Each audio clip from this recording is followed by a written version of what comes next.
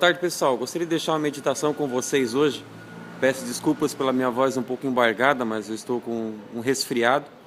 Mas eu estava meditando hoje e lembrando que existem muitas pessoas que eu conheço que estão desanimadas da vida. Pessoas que até acreditam em Deus, pessoas que conhecem a Jesus, mas que andam cambaleando pelos caminhos da vida. E um dos motivos, na minha opinião, é o falso evangelho que tem sido pregado muitas vezes. As pessoas elas acabam ouvindo e são ensinadas que quando você frequenta uma igreja, seja ela evangélica ou católica, você não vai ter problemas. Sua vida será transformada, vai ser tudo bem, você vai enriquecer, não vai ter tantas preocupações. Mas esse não é o evangelho de Jesus. Quando nós olhamos para Jesus, nós vemos um evangelho onde ele mesmo, em João capítulo 16, versículo 33, diz que no mundo nós teríamos aflições ou tribulações, em uma outra versão.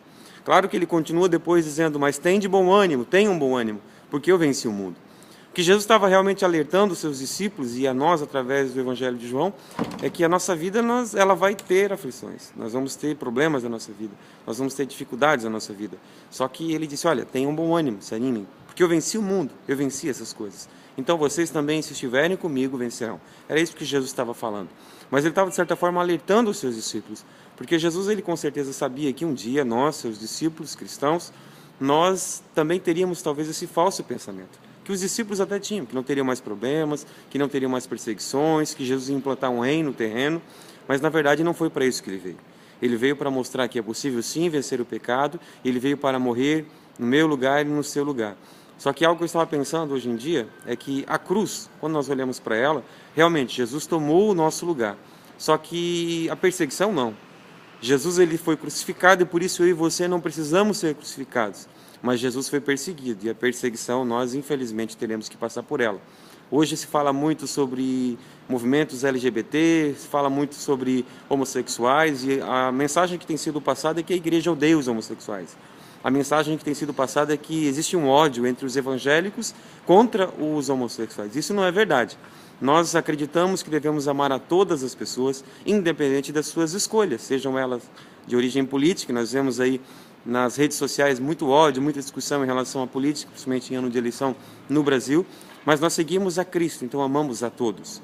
Só que da mesma forma que nós respeitamos, nós precisamos ter as nossas opiniões respeitadas. Vivemos em um país laico, em um país onde há separação entre igreja e Estado, em um país onde há liberdade de expressão, então eu como cristão tenho a liberdade para professar a minha fé, e na minha fé está contido que o sexo deve ser entre homem e mulher.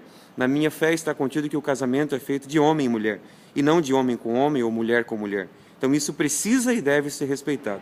Eu respeito as opções sexuais, as opções políticas de cada um, mas também precisa ser respeitado. O que nós precisamos entender, por exemplo, quando se fala em aborto. Se fala muito em aborto e tudo mais. Eu sou pessoalmente contra o aborto, mas o foco onde nós precisamos realmente atacar não é a questão do aborto, mas sim a questão do sexo fora do casamento. Porque o aborto só acontece quando existe uma gravidez indesejada.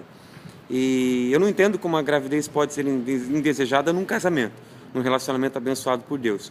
Então eu procuro observar o aborto como uma gravidez indesejada fora do casamento. No caso de adultério, no caso onde jovens ou adolescentes nos nossos dias acabam engravidando. Então o que nós precisamos ensinar aos nossos jovens é isso. Hoje dificilmente você vai ouvir um cristão, seja evangélico ou católico, falar sobre isso. Porque tem-se um pensamento de que as coisas mudaram, de que hoje nós vivemos numa época mais moderna, mas na verdade sexo é só para o casamento e pronto. Sexo fora do casamento não existe na Bíblia e é contra os ensinamentos cristãos. E nós precisamos insistir nisso. Nós precisamos ensinar aos nossos filhos que o sexo fora do casamento, ele traz muita tristeza. Ele pode gerar problemas, não só apenas uma gravidez indesejada ou o HIV e tantas doenças sexualmente transmissíveis, mas o sexo fora do casamento é um grave problema e que a pessoa vai levar para o resto da vida. O que nós precisamos entender é que existem princípios que não mudam. Existem princípios que, por mais que hoje você tenha o Instagram, que você tenha o WhatsApp, que você tenha celulares que são basicamente computadores, mas os princípios morais, eles não mudaram. Você não vai mentir, porque mentir é pecado. E se você mentir, você vai pedir perdão a Deus, porque mentir é pecado. Da mesma forma, você não vai roubar, porque é pecado. Você não vai adulterar, porque é pecado. E você não vai ter um relacionamento homossexual, porque é pecado.